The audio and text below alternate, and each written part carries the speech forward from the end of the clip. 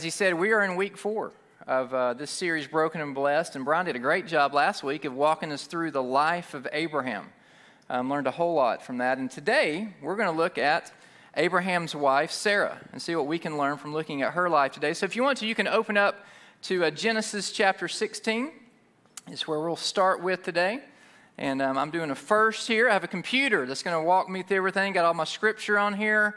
And I'm catching up with technology just a little bit, but I got my Bible right here just in case I need it, all right? So we'll see how this goes together, but I'm excited to be here today. You know, as we look at the life of Sarah, I think back to when I was young, and people would ask me a question, and here was the question. You ready?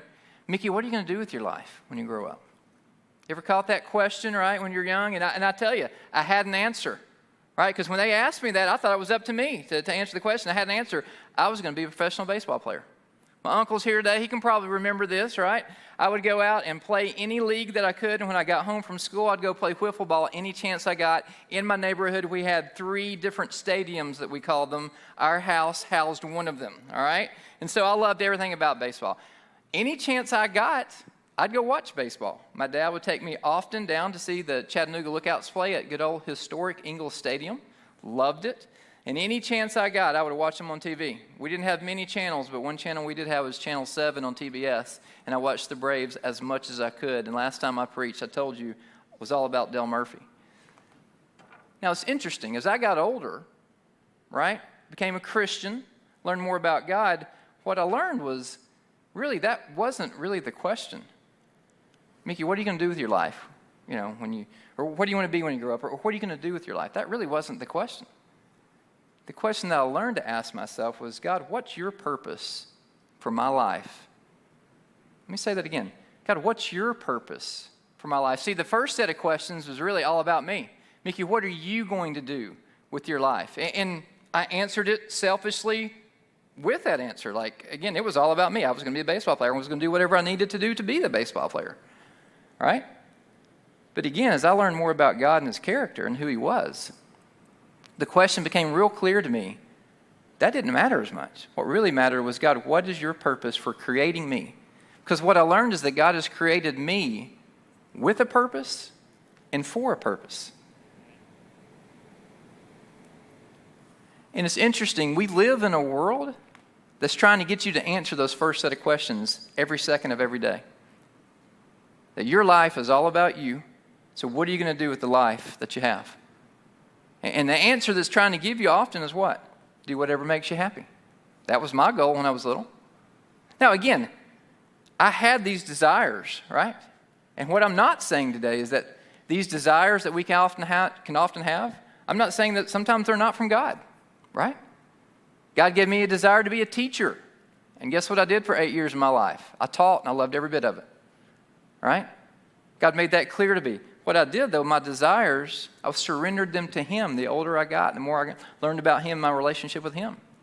And as a result of that, guess what? My desires actually matched up with what it is the purpose He had for my life. So, what about you today? Technology is already getting crazy with me. What about you today? You ever wondered, what's the purpose of your life? What could God ever do with you? I'm not here to answer that first question. I don't know the purpose that God has for your life. But I am here today to ask that question. You know, as we look at the life of Sarah today, we're going to look at it through this particular perspective. What is the purpose that God's given to our life? And we're going to look at Sarah's life today. And where we're going to start really is the overall point that we want to get is even in our brokenness, we can find blessing in God's purpose for our life. That's the main point today, is even in our brokenness, right? We can find blessing in God's purpose for our life. And we're going to start again by looking at the life of Sarah. And the first point we're going to look at is very simple. God is the one that gives purpose to our life. Just like that question I was asked growing up. And I tell you, it's interesting. As I answered that question and continue to answer that question, it's amazing that God has done more with my life than I could ever have imagined or purposed for myself. Let's look at that now through the lens of Sarah. Sarah, it's interesting. When we think about God's purpose for life and we look at the life of Sarah, we're going to start in Genesis chapter 16. But it's interesting, as you start with Sarah, if I asked you today, probably did a poll of what you know about Sarah, two things would probably come to mind. One, she was the wife of who? Of Abraham, as Brian talked about last week. And second is that she was the mother of who? Of Isaac, right? Because God had promised, as we saw last week, Abraham to have this child. Well, what you don't really remember, or most people remember or think about much, is that Sarah was barren for many, many years of her life. And what was interesting as I was studying about her is that she knew that it was God who was the one that prevented her from having children. Look what it says in Genesis chapter 16 and verse 2. Now Sarah said to Abram, "Now behold, the Lord has prevented me from having children." Wow. She knew that about God. She knew that God is the one who gave life, because the question I was asked as I was sitting there thinking about this particular verse is, how did she know that God's the one that prevented her from having children? Well, if you look at the life of Sarah, she had a relationship with God. She knew that God is the one ultimately who is the creator of life. It's interesting, we know this because elsewhere in the Bible, David having a conversation with God in Psalm 139, look what David says. "For you formed, God, my inward parts. You wove me in my mother's womb. I give thanks to you, for I'm fearfully and wonderfully made." We'll come back to that passage here a little bit later on. But it was obviously part of God's plan for Sarah to be barren for the many years in which she was barren. One of the first things that we see about her in chapter 11, at the end of chapter 11, is that literally it says, talking about Sarah as Abram's wife, and that she was barren. And then in chapter 16, we see that she knew that God is the one that prevented her from having children. Could it be that part of the purpose of Sarah's life was for her to be barren for many, many years? Absolutely. Well, Mickey, that's difficult. Yes, it is. And this isn't a popular thing that people want to talk about much when we talk about the purpose of our life, but could it be that part of the purpose that God has for you and our life is to walk through difficult circumstances? And when I say many years, I almost laugh, because we'll talk about these many years here in a little while when we get to the ultimate purpose that God has for her. But she had to walk through that. And it's interesting, the Bible never tells us that it was because of her sin or because of Abraham's sin. And we actually have an example of this elsewhere. It's in John chapter 9 that we see there's a disciple that comes up to Jesus, right? And he's asking Jesus about a particular blind man I just lost my place, sorry. A particular blind man that he has that he and Jesus see. And the blind man is there, and Jesus basically says that the disciple comes up and says to him, "Jesus, why is this blind man blind? Is it because that he or his family had sinned?" And Jesus says, "No, it's not because either one of them sinned. It's because so that the works of God might be displayed in and through this man." So could it be that this man was blind for the purpose of God? Could it be that Sarah was barren for all these years so that God's wonderful works could be displayed through her to people like you and me that are still talking to her, talking about her life thousands of years later? That's a pretty incredible thing to think about. And when I think about that, I think about our lives today. Maybe it's not that you're barren, because I do know there are multiple women, multiple families, couples that deal with infertility. I know that's difficult. Maybe it's not that. Maybe it's that you're looking for a job today and God hasn't given that job to you just yet, or you're waiting for a spouse, right? Or there's a medical condition going on in your life. Ryan just talked about what's going on with COVID. To where you're feeling like, okay, God, what's your purpose for me in all this? Could it be that I'm viewing that difficult circumstance in life in a wrong lens?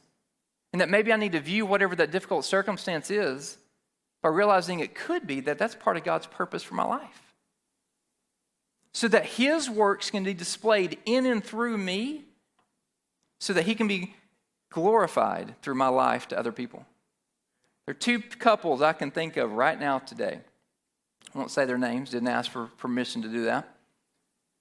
They've walked through cancer in the last couple of years, very close to them. If you ask them today, do you think that was God's purpose for your life to walk through that?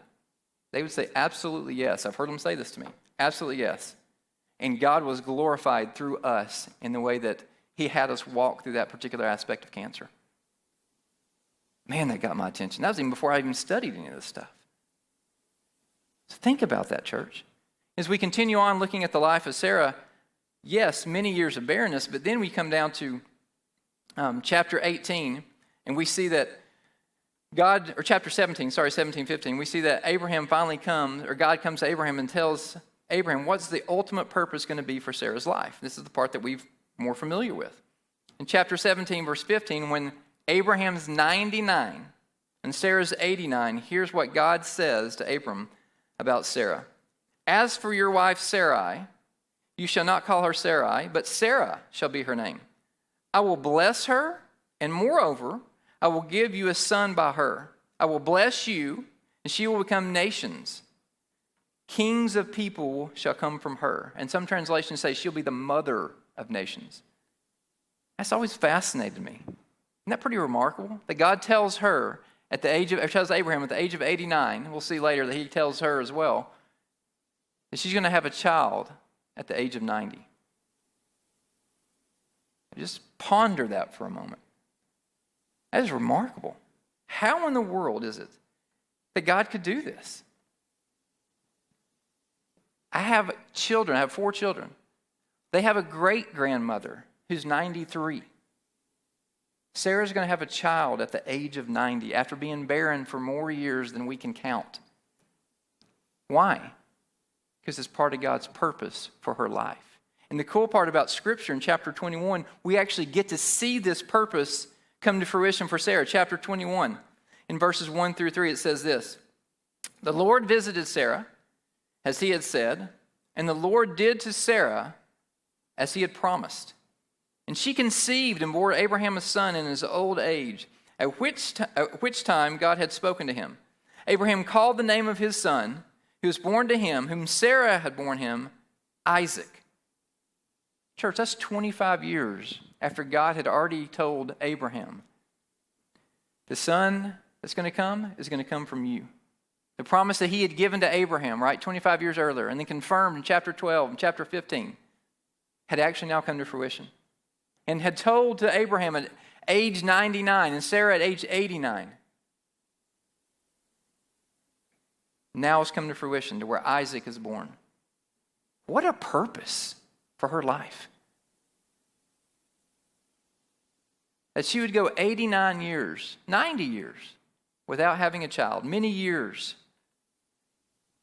of dealing with barrenness. To where God tells her a year beforehand, tells Abraham, that she's listening, we'll get to that later. Actually, Sarah, it's you. You're the one that's going to have the child. Because here's the thing. It wasn't until she was 89, right? The promises had come to Abraham that it's going to be you, right? You're the one that the heir is going to come from you. You'll be the father of nations, descendants more than you can count. But it wasn't until age 89 that actually that they knew that Sarah was the one that was actually going to birth the son. So again, was the barrenness part of the purpose of her life? Absolutely.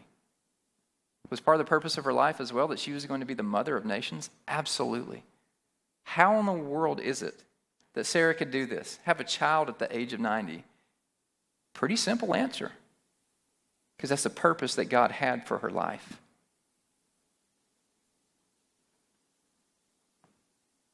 Yes, part of the difficulties that we have in life can absolutely be part of God's purpose. Just like with the blind man, just like with Sarah. Yes, things that seem impossible could absolutely be part of the purpose that God has for her life. I don't have to tell you, she's well past the age of having children at 90. And why is it? Why is it that God is the one that gets to set the purpose for our life? Well, simply put, He's the one that created us. Let's look at this. Jeremiah chapter 1, verse 5. Before I formed you in the womb, I knew you.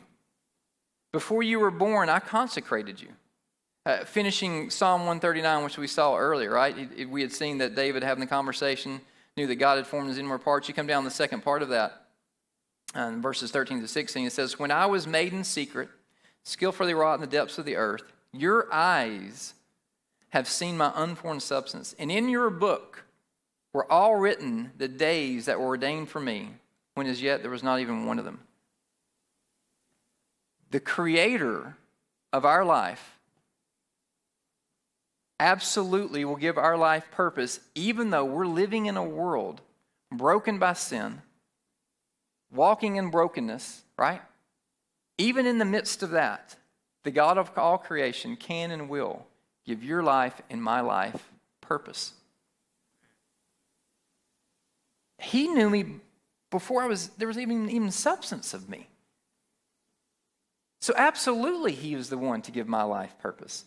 Absolutely, he is the one to give your life purpose.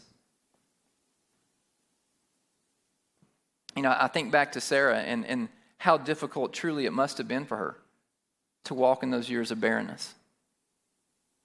That was tough because, again, we have no indication to think it had anything to do with her sin or Abraham's. So again, I bring the question to you today. What are you wrestling with today, church, when it comes to the purpose of your life? What difficulty are you walking in right now? Are you really struggling with God? God, what is the purpose of this? Is this even from you? Again, I'm not here to answer that, but absolutely it could be. Why? He's the one that knows everything. You think about it. The God that we serve is all-knowing. We just saw this in the last series. He's all-knowing. He's all-powerful. And he is in control of absolutely everything. So how is it that a woman is going to be 90 years old, is going to birth a child that God's going to use to where she will be the mother of nations, to where the promise that he gave to she and Abraham still affects us today? Again, simply put, he has every right to do it. And if you think about it, the question I was asked when I was younger was really the wrong question, as I said. It didn't really matter. Mickey, what are you going to do with your life? I was the wrong person to answer that question. The best person to answer the question of, Mickey, what are you going to do with your life is God. He's the one that created me with a purpose, to be a human, right? And for a purpose. And the longer I live my life, the longer I see that carried out, what the purpose and plan of that purpose is for my life. You know, again, and then the opposite of that's true. Who am I to answer the question? That's really not my responsibility. My responsibility is, okay, God, what is the purpose you have for me and for my life? You know, I look at my watch. I think about, a crazy example here to bring before you, but as I look at my watch, the good people at Citizen, I'm getting older, so it's hard to see who made it. The good people at Citizen made this. Made it with a purpose to be a watch. They made it for a purpose, right? To tell me time so that I won't preach for 3 hours a day, right? As an example, okay? All right, so that's the purpose of this. But I got to tell you, one of the places I love to go the most is Europe. Been there about 3 or 4 times. I absolutely love going to Europe, okay? My favorite place in Europe to go is actually called Salzburg, Austria. And let's say today, which really I do, let's say today I want to go to Salzburg, right? And so here's what I'm going to do. I'm going to place this watch right here today, right here on the ground. All right, I'm going to straighten it up. I'm going to gently step on it, okay? And I'm going to have the watch fly me over to Salzburg. You ready? Here we go. Quick trip. Wait, what happened? It didn't work. Is the watch working? Yes, the second hand is actually ticking on there. What happened? Well, it's a ludicrous example, is it not? What is this? It's a watch. It's not an airplane. It's not going to fly me anywhere. If I step on it, I'm just going to crush it. That's all I'm going to do. It's ridiculous to think that this is going to fly me to Europe. Why? Because it was created for a purpose to be a watch. That's what Citizen created it for. And the purpose of it is to tell me the time. You think about that example. It is crazy. But is it much different for me to think I'm going to set the purpose of my life? I didn't create myself. The God of all creation created me. And since he's the one that created me, he is the one and the best one to set the purpose of my life. I think about you. What about you today? I think about, as I look around the room, there's quite an age range in the room. Do you recognize today that God is the one who has the purpose for your life? Are you actively asking him and seeking him to show you that? middle school, high school students, there's not many in here, but there's a few, right? We'll be more second service. Let me ask you, if you ask God to show you what's the purpose that he has for you to be at the school in which you're at, because he's got a reason that you're there. If there happens to be any seniors in high school, let me ask you, are you seeking God actively, praying, asking him to show you the college that he wants you to go to? Or if he wants you to go to college? College students, I think about you guys. Are you actively asking God to show you what he wants you to major in? The career path that he has for your life? Those who are single, are you asking God to show you? Does he want you to get married? Or does he not? Those of us that have children, or actually those of us that are married, let's ask this question. Are you asking God to show you the purpose that he has for your marriage together? Those of us that have children, I told you I have 4 of them. Are we asking God to show us the purpose that he has for the life of our children, not the one we want to impose on them? And are we training our children to seek God for the purpose of their life, as opposed to what the world's going to tell them? And again, I was in education for over 18 years before I came here, and I know what the world's teaching. Go to high school, get the best grades that you can, so you can go get into the best college that you can, right? And get the best major at the best college, so you can go out and get the best job and go out and make the most money that you can. That's what's going to make you happy. That's the purpose of your life. That's what the world's teaching. That's completely contrary to the fact that God is the creator of my life, and he ultimately then is the one that'll give purpose to my life. Now think about senior adults in here. What about you? Are you actively asking God to show you if you need to retire or not? Or if you're retired, are you asking him to show you the purpose that he has for your life in retirement?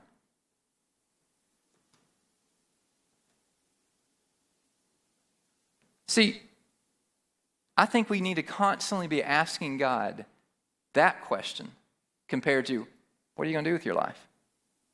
What do you want to do with your life one day? I don't think it matters what stage of life that we're in. I think we need to continually ask God to show us what it is, the purpose that he has for our life today, and in the days ahead and the years ahead. Why? Because like my watch, I didn't create myself. God created me with a purpose, for a purpose. As we think about the life of Sarah, as I think about my life as well, the times when I get away from asking God that question, I start to try to set my own purpose, or I'm tempted to do that. And I'm going to tell you, that usually doesn't work out very well for me. You know why? Because I'm a broken person. I'm tainted by sin. I didn't create myself. I don't have the knowledge that God has. And you know what it causes me to do? It causes me not to rest in the purpose in which God has shown me that he has for my life currently. We see this as we get to the second point. We see this in Sarah's life. As broken people, and it can be difficult to rest in the purpose that he has for our life. We see clearly God's the one who gives purpose. He created us. He gave purpose to the life of Sarah. Part of it was years of barrenness. Part of it was to be the mother of nations. But now we're going to look at 2 examples from Sarah's life as we get back to look at it, to where there are a couple of times she didn't rest in the purpose that she knew that God had for her life. And it caused some difficult circumstances in her life. The first of those is going back to chapter 16 of the life of Sarah in the book of Genesis. Chapter 16, verse 1. Right? At this point, it had been 10 years since God had told Abraham, actually, Abraham, the heir I've been talking about is going to come from you. Okay? So 10 years since that point. Sarah knew about this, right? So that's a long time. Let's see what happens. See what Sarah and Abraham decided to do here in chapter 16, verses 1 through 3. It says this, and Sarai said to Abram, now behold, the Lord has prevented me from bearing children. Go into my servant. It may be that I shall obtain children by her. And Abram listened to the voice of Sarah. So after Abram lived 10 years in the land of Canaan, Sarai, Abram's wife, took Hagar the Egyptian, her servant, and gave her to Abram, her husband, as a wife. And he went into Hagar, and she conceived. And when Hagar saw that she had conceived, she looked with contempt at her mistress Sarah. Interesting. 10 years since Abraham had known the promise that was going to come actually from him. And instead of resting in that promise, Sarah gets the idea of, I'm going to have a child through my servant then. What's she doing here? Essentially what she's doing is taking matters into her own hands. They'd already known for 10 years that heir is going to come from Abram. And I got to tell you, that's a long time. I'm sure there had to be some difficult circumstances, difficult times in all the barrenness of Sarah that she'd had for all these years, to where they come to the point now that they're going to take matters in their own hands. Okay, take Hagar. I have a child through her. How'd that work out? All it did was cause more brokenness in their life. How do I know that? Look what it says in the scripture. Right? She's going to get a child through Hagar. No, Hagar keeps the child, ends up looking at Sarah with contempt. If you keep reading, what that causes Sarah to do is treat her harshly and kick her out. Now, before we beat Sarah up too much, right? What about us? Are we so different from her?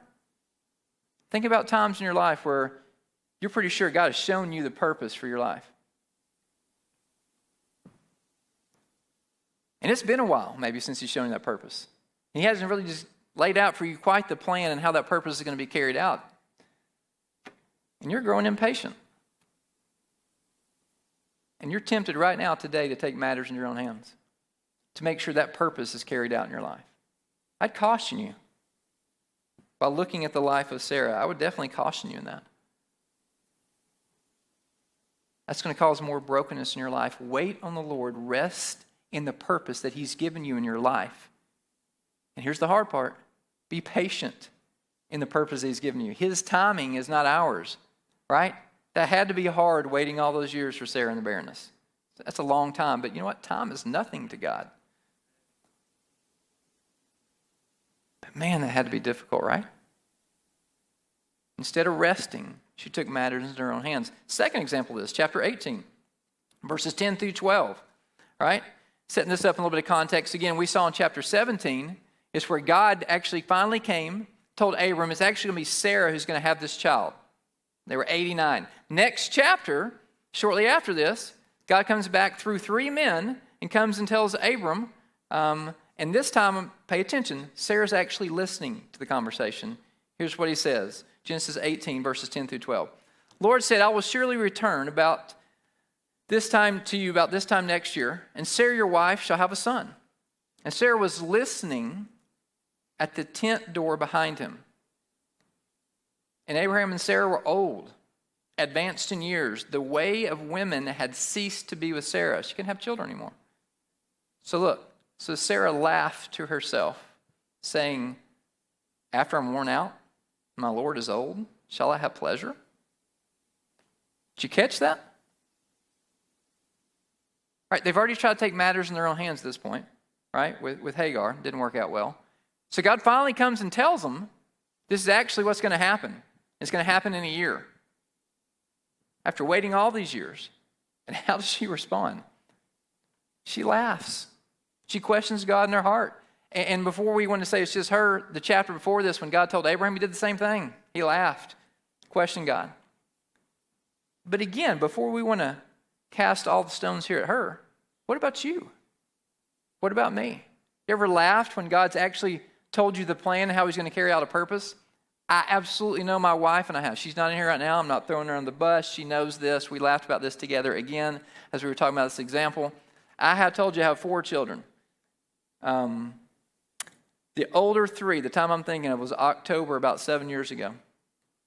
At the time, my 3 older were 11, 9, and 7. Our youngest at that time had just started kindergarten. We were actually trying to live this out in our life. We were actually praying, God, what is your purpose for Kristen now?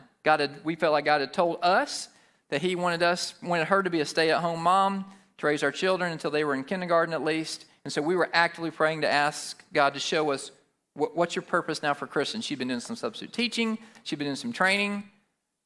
And I will not forget, it was on fall break. I'd been out somewhere. I walk into the house. Kristen looks at me and says, Mickey, I need to talk to you. Come in our bedroom. Please shut the door.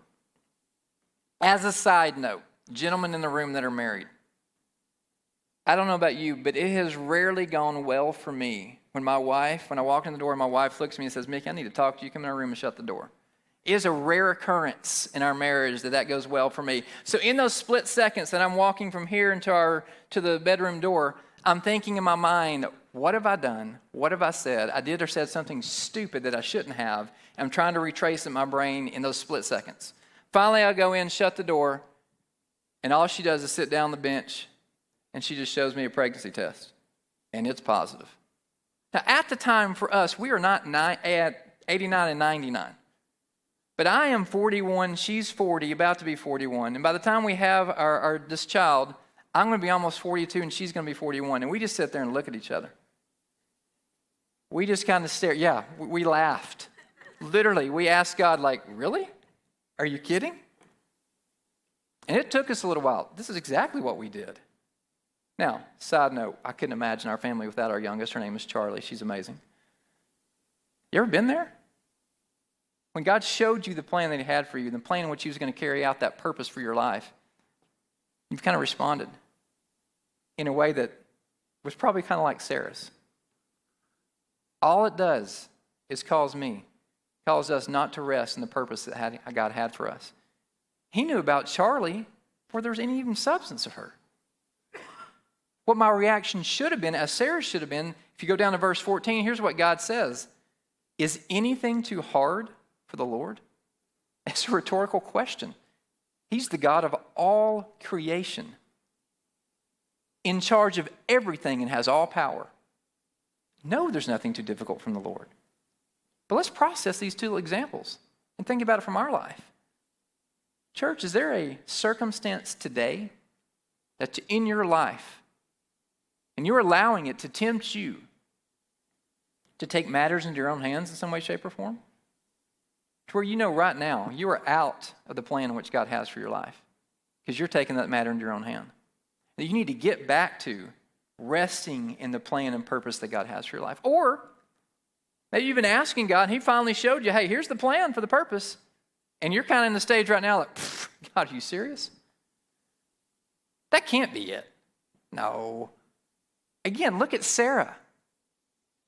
Let's be serious. There are real life circumstances that are hard in our life.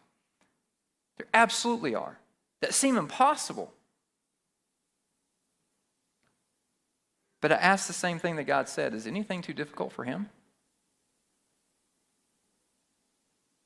He absolutely knows the answer to that question. Nothing is too difficult for God. Because guess what happened? We've already seen it. A year later, guess what happens to Sarah? She has a child. It's Isaac. If I remember the math, she gets to live with Isaac for another 37 years. And guess what Isaac goes on to do? To have children. And the promise through Sarah, through Isaac, now affects even us today. She became the mother of nations.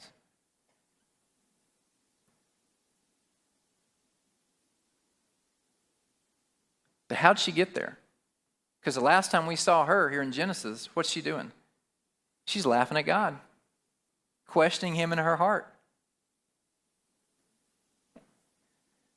Sarah, though, one of the last times we see her is in Hebrews chapter 11. We're going to go there in just a second. Sarah didn't stay in that brokenness. What she did is she let faith overcome her brokenness and her doubt. And that's kind of their third point. It's going to be very quick that we're going to look at today. How does she go from laughing at God to what we're going to read in Hebrews chapter 11, verse 11? Let's read that. By faith, even Sarah herself received the ability to conceive, even beyond the proper time of life, since she considered him, God, faithful who had promised. Therefore, there was born even to one man, and him as good as dead, as descendants as the stars of heaven in number, innumerable in the sand which is on the seashore. And what does that say about Sarah? She's in the hall of faith. The last time we saw her, she'd been barren for all those years, knew God had prevented her from having children. God finally came and told us, hey, here's the plan. In a year, you're going to have a child. And she laughs. She questions him in her heart. And now we see that she's in the hall of faith. Why? Because by faith, even Sarah received the ability to conceive. Somewhere, it doesn't tell us, but somewhere in that year's time period, her doubt turned to belief. Because, again, you study the life of Sarah. Pretty amazing relationship she has with God. She recognized that God is the one who's in control of everything in life.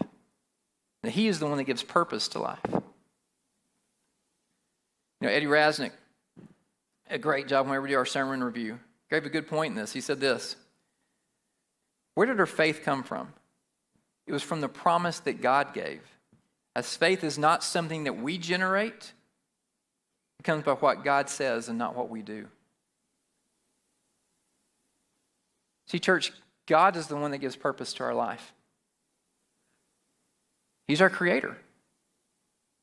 And yes, at times in our life, can it be difficult to rest in the blessing of that purpose in our life? Yes. Look at Sarah. Tried to take matters in her own hands, questioned God when that plan came to fruition or was told to her what it was going to be. But her story doesn't end there, does it? That doubt turned to faith.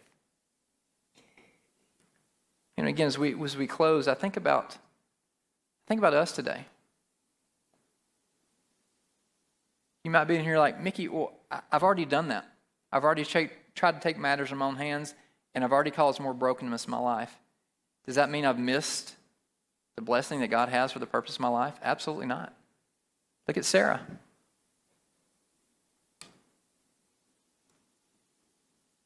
The band's going to come up, and we're going to have the opportunity to respond.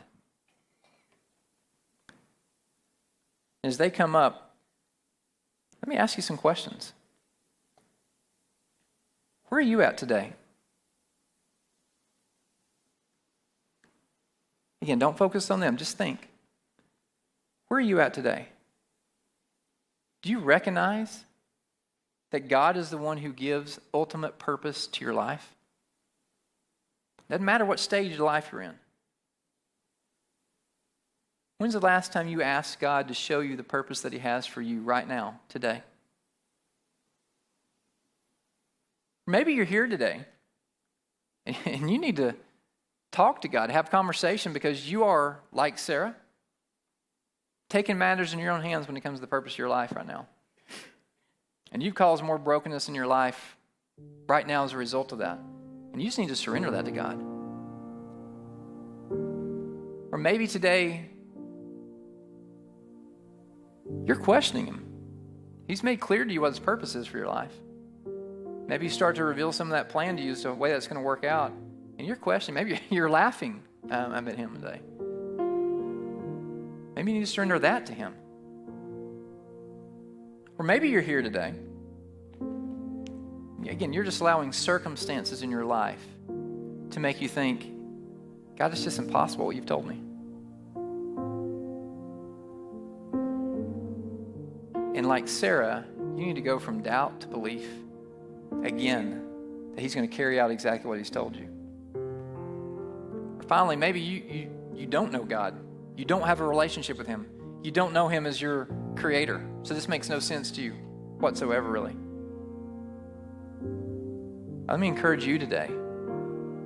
Believe in the work that Jesus did by God did by sending Jesus to die on a cross, to be buried, to be raised from the dead, to give you victory over sin and death. Surrender your life to Him. And He will give you the ultimate purpose that He has for you as your creator. Whatever it may be today, church, let me encourage you, respond. Whether that's in your own seat, whether that's here, whether you're at home and do it in your living room, respond to God as we sing.